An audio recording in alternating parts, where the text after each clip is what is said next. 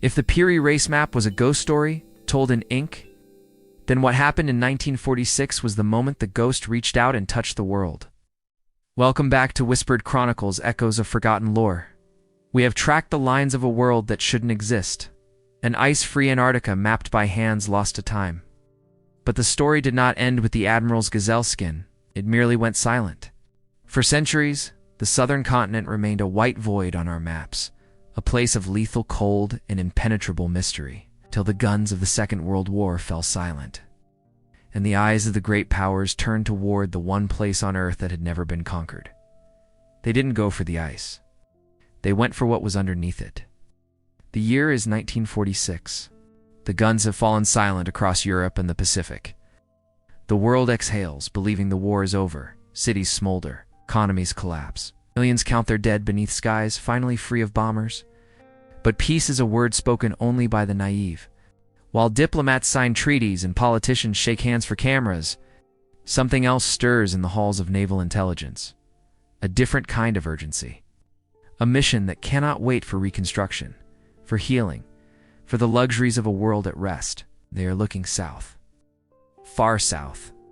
To the bottom of the world, where the Peary race cartographers once traced coastlines that should not exist. Where ice has ruled for millennia, and silence is the only language spoken. The map was a whisper from the ancient past.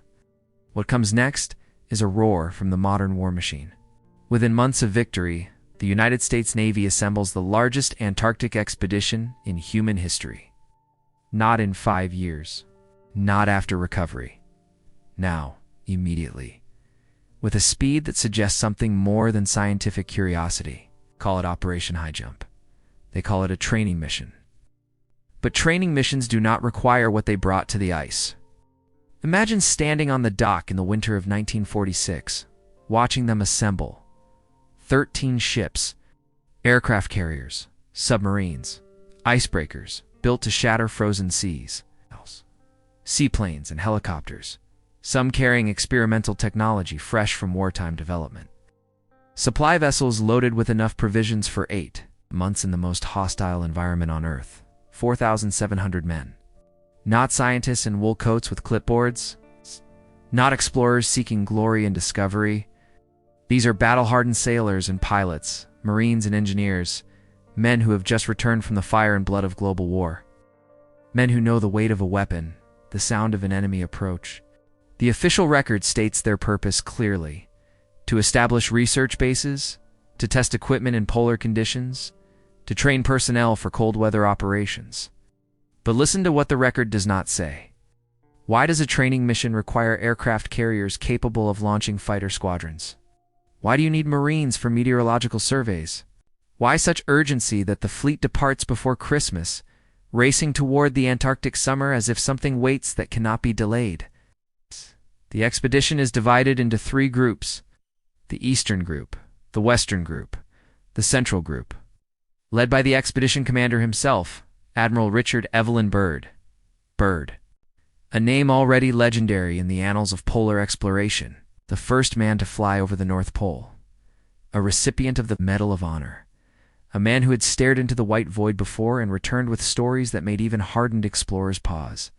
He is 58 years old now, a decorated hero being sent to command what the Navy insists is merely an exercise. But Byrd's eyes, in the photographs from that time, do not belong to a man embarking on a routine mission. They belong to someone who has been told something. Someone who knows that what waits beneath the ice is not listed in any public briefing.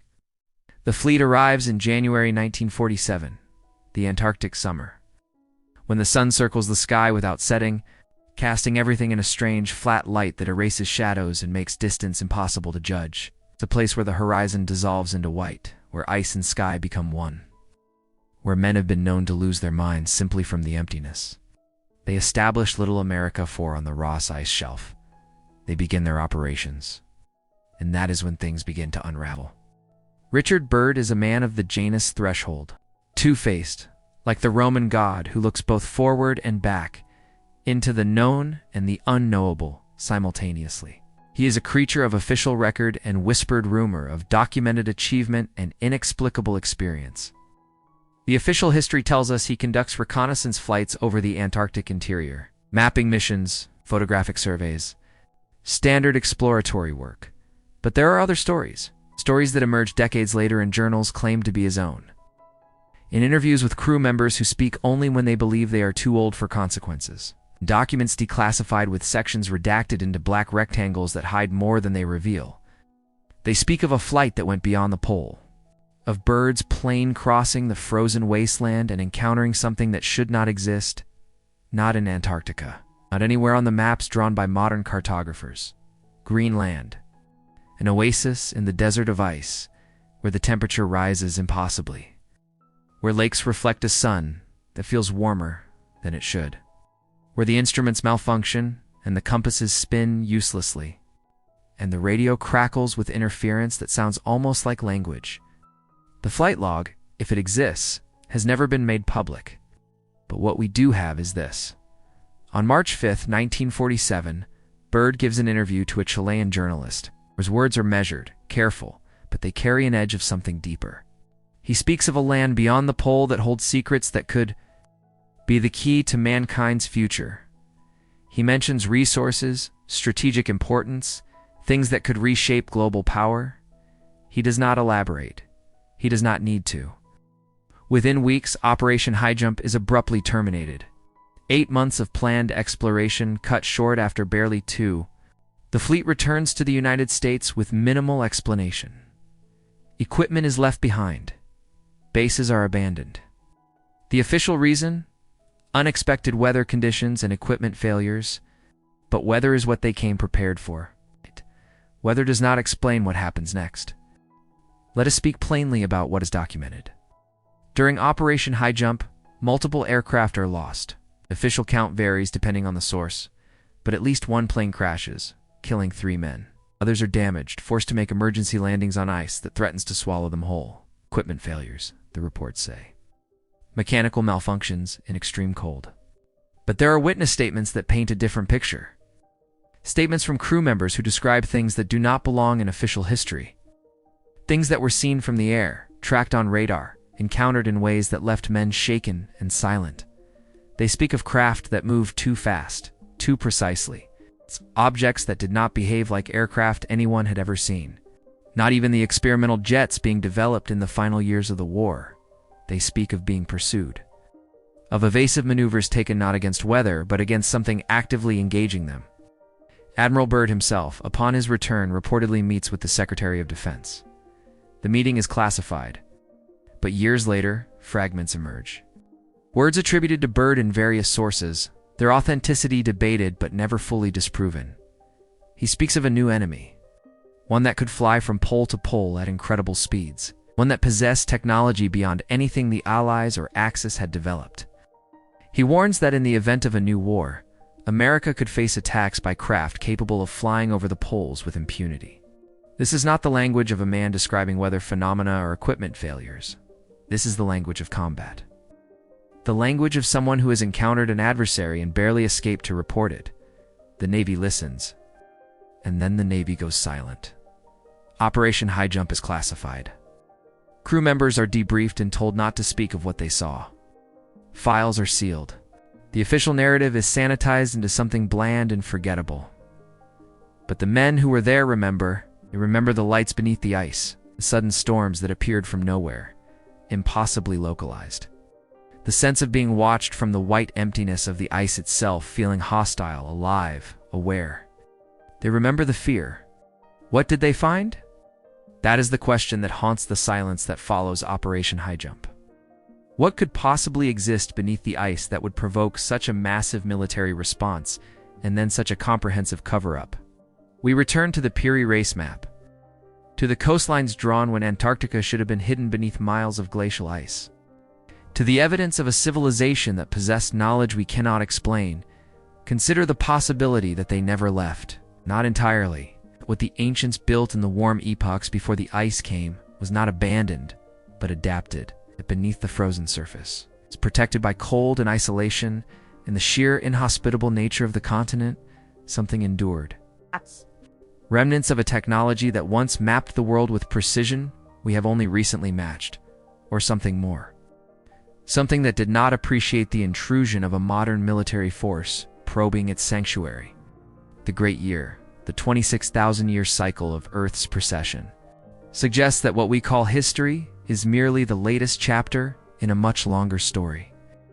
That civilizations have risen and fallen through epochs we cannot fathom, leaving traces that survive only in myth and impossible artifacts. What if Operation Highjump stumbled into the territory of one of these predecessors?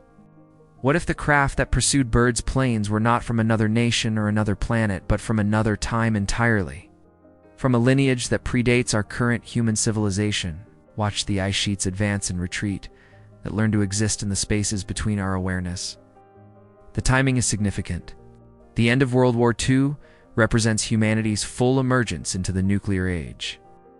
The first atomic weapons have just been used. We are no longer a species that can be safely ignored, no longer contained by our own limitations. Perhaps that is what triggered the response. It's not curiosity about an expedition, but concern about what humanity had become. A species now capable of destroying itself and poisoning the planet for millennia. Perhaps Operation Highjump was not an invasion. Perhaps it was a warning to invaders. In 1959, 12 years after Operation Highjump, something unprecedented occurs in the sphere of international relations. The Antarctic Treaty is signed. 48 nations, including the United States and the Soviet Union at the height of the Cold War, agree to a single principle. Antarctica will be used for peaceful purposes only. No military bases, no weapons testing, no territorial claims enforced. The continent is frozen in more ways than one. It becomes the only place on Earth where the superpowers look at each other and say, collectively, we will not fight here. We will not probe its secrets. We will leave it alone. Why? Why would nations locked in ideological struggle, racing to dominate every strategic position on the globe, agree to neutralize the largest pristine landmass on Earth? What did they learn that made them willing to cooperate when they could cooperate on nothing else? The treaty is presented as an environmental victory, a triumph of scientific cooperation over military ambition. And perhaps on some level, it is. But listen to what is not said in the treaty negotiations. Listen to the things that are agreed upon without debate, without the usual posturing and bargaining. The speed of consensus is remarkable. The completeness of the restrictions, absolute. It is as if every nation involved understands something that is never written into the official documents. An understanding reached not through diplomacy, but through shared experience. Through each of them having touched something in the ice that convinced them that some doors should remain closed. Admiral Byrd dies in 1957, 2 years before the treaty is signed. Whatever he knew, whatever he saw beyond the pole, goes with him into the silence. But his warning lingers. The warning about an enemy that could strike from the poles, about technology beyond our comprehension, about the need to be cautious in places where the world dissolves into white emptiness. Today, Antarctica remains the most restricted, most monitored, most carefully controlled place on Earth. Tourists are allowed in tiny numbers, restricted to designated coastal areas. Research stations operate under strict international oversight. The interior, the vast frozen desert where Byrd flew in 1947, remains largely untouched. Officially, this is to protect the environment. Officially, this is science. But consider the alternative. Consider that the silence is not protection of the continent, but protection from it. That the treaty is not an agreement about what we will not do, but about what we have learned we cannot do. That somewhere beneath the ice, in the places where maps stop and speculation begins, there is something that the world's powers decided was better left alone. The Peary race map showed us a coastline that should not exist. Operation Highjump showed us that the impossible can strike back. And the Antarctic Treaty showed us that sometimes the most powerful thing nations can do is agree not to know. The ice remembers what we have forgotten. The question is, are we being kept out, or is something being kept in? Perhaps that is the point. Not that Antarctica hides a single terrible secret, but that it reminds us how smoothly certainty freezes over. History does not always erase itself in fire and collapse. Sometimes it is sealed away quietly, beneath ice and agreements and silence. What we are permitted to know is often less important than what we are taught not to ask. The ice does not argue. It does not explain. It simply waits. And long after empires fade and treaties dissolve, it will still be there, holding whatever truths the world once decided were better left undisturbed. Thank you for watching Whispered Chronicles, echoes of forgotten lore. If you enjoy these quiet journeys into forgotten history, please subscribe and join us for future explorations. Until next time, stay curious and stay safe.